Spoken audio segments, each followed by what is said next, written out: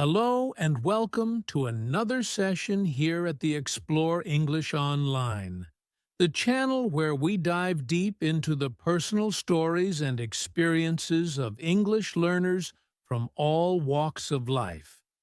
Whether you're a beginner just starting to explore the world of English, or you've been on this journey for a while and are looking for new ways to improve, this session is for you. Today, I'll be sharing something really close to my heart. The story of how I learned English at home. This isn't a story of grand language schools or immersion in an English-speaking country. No, it's a story of perseverance, resourcefulness, and how I built my English skills from my own living room, using the tools and resources I had at my disposal. I know many of you are learning English at home right now. Maybe you're balancing work, family, and studies. Or maybe you're wondering if it's even possible to learn English without formal classes. I'm here to tell you that it absolutely is. And I'll be walking you through the exact steps I took. I'll share long, concrete examples from my journey, as well as the struggles I faced and how I overcame them. So, grab a cup of tea or coffee, settle in, and get ready to hear the story of my English learning experience at home. Before we jump in, don't forget to subscribe to our channel if you haven't already. Your support means the world to us, and by subscribing, you'll never miss out on future episodes filled with tips, strategies, and more stories that can help you on your own English learning journey. Chapter 1. The Starting Point. Let's go back to the very beginning. Like many of you, I had a desire to learn English, but I didn't have the means or time to attend traditional language schools. I was working a full-time job, juggling family responsibilities, and simply couldn't afford to spend hours in a classroom. So, I had to get creative. I remember sitting at home one day, feeling frustrated. I knew I needed to improve my English for my career, but I didn't know where to start. Should I buy textbooks? Should I watch movies in English? There were so many options, and I didn't know what would work best. Finally, I decided to make a plan. The first thing I did was set small, achievable goals. I didn't start by saying, "I'm going to be fluent in 6 months." That would have been overwhelming. Instead, I set a goal to spend 30 minutes each day practicing English. Just 30 minutes. No more, no less. And believe me, those 30 minutes made all the difference.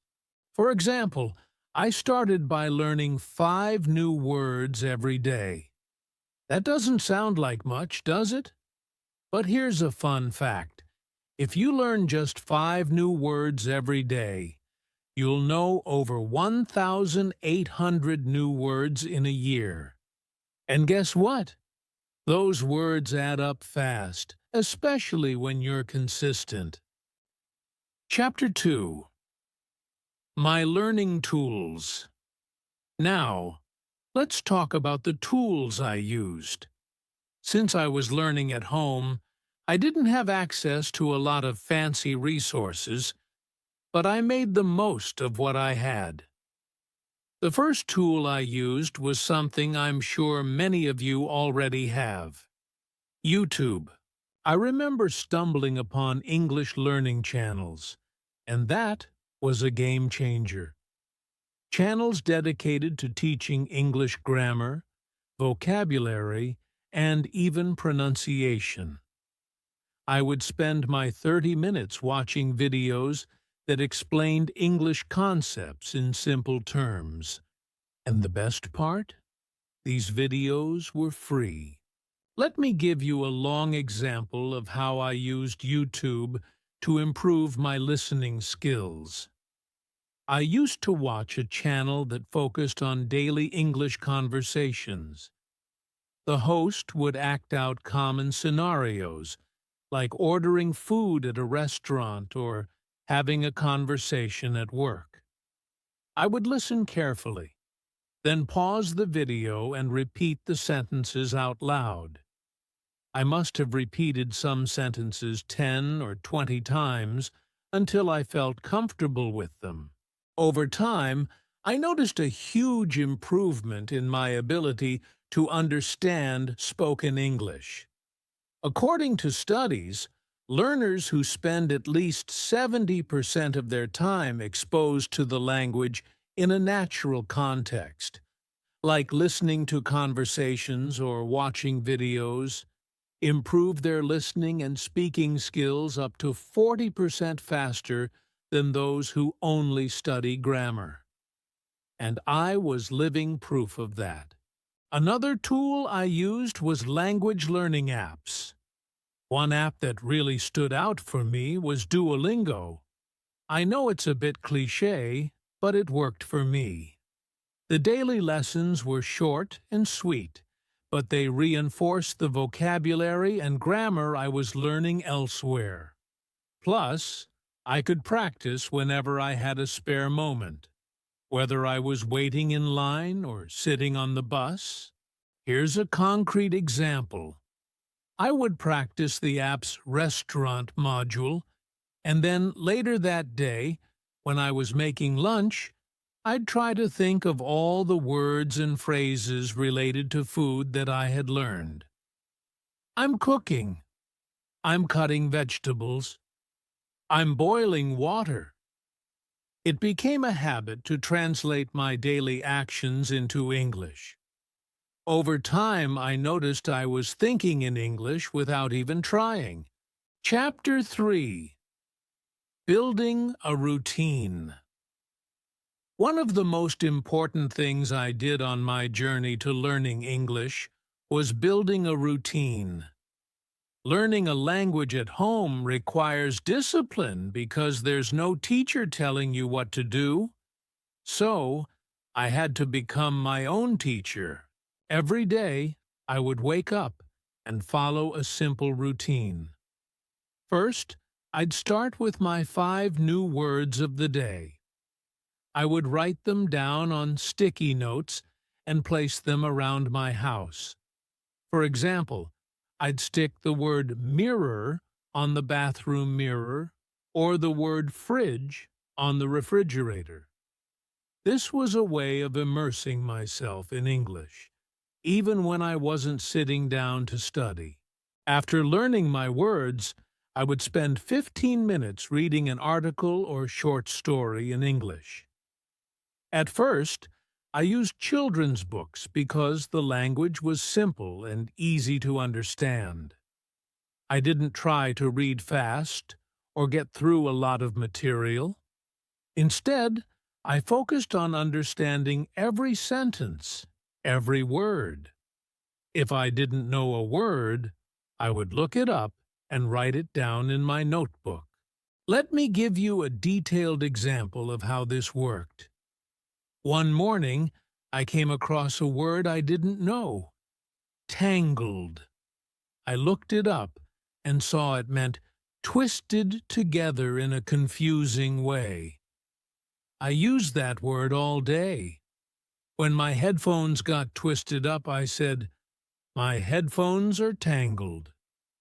When I saw a knot in my shoelaces, I said, "My shoelaces are tangled." Repeating the word in different contexts helped me remember it, and by the end of the day, it was locked in my brain. Building a routine like this made learning English feel less overwhelming. Instead of feeling like I had to master everything at once, I focused on one thing at a time, and gradually, Those small victories added up. Chapter 4. Overcoming Obstacles. Now, let's talk about the challenges I faced along the way, because, believe me, there were plenty. One of the biggest obstacles was the lack of speaking practice. Since I was learning at home and didn't have a lot of people around me who spoke English, I struggled to find opportunities to practice speaking. At first, I was shy about speaking English out loud, even when I was alone. I worried that I'd sound silly or that I was making too many mistakes. But then I realized that practicing speaking was just as important as listening and reading. So, I started having conversations with myself. I know it sounds strange, but it worked. For example, I'd pretend I was at a store asking for help. "Excuse me, where can I find the bread?" Or, "How much does this cost?" I'd practice these simple phrases until they felt natural. Over time, I started feeling more comfortable speaking English, even if no one was listening. Eventually, I discovered language exchange platforms, where I could connect with other learners and native speakers for conversation practice. This was a game changer. I remember my first conversation with a native speaker. I was so nervous. But after just a few sessions, I noticed my confidence growing. Studies show that learners who engage in regular conversation practice, even for just 15 minutes a day, can improve their speaking fluency by up to 50% over a 6-month period. And that was exactly my experience. The more I practiced speaking, the more fluent and confident I became. Chapter 5. The Breakthrough Moment. After months of consistent practice, I had what I like to call my breakthrough moment. It was the first time I realized that I could think in English without having to translate in my head. I remember it clearly. I was making dinner, and without thinking, I said to myself in English, "I need to add some salt to the soup." It was such a small moment, but it was huge for me. It felt like all the pieces of the puzzle were finally coming together. That's when I realized that learning a language is not about mastering grammar or memorizing vocabulary. It's about using the language to express yourself, to think, to live your daily life. This moment gave me the motivation to keep going. From that point on, I wasn't just learning English, I was living it. I started reading more challenging material, listening to podcasts in English, and even watching movies without subtitles. And each time I understood something new, it felt like a victory. So, that's my story of learning English at home. It wasn't always easy, but it was absolutely possible. I didn't need fancy classes or expensive textbooks.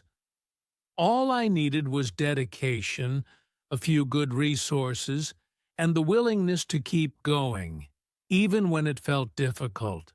If you're learning English at home right now, I hope this story has inspired you. Remember, consistency is key. Whether you're learning 5 new words a day, practicing speaking with yourself, or watching English videos online, every small step adds up. Thank you so much for joining me today and for listening to my story. If you found this episode helpful, don't forget to subscribe to the podcast and share it with others who are on the same journey.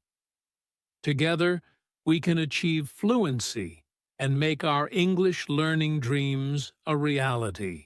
Until next time, keep learning, keep practicing, and remember, you've got this.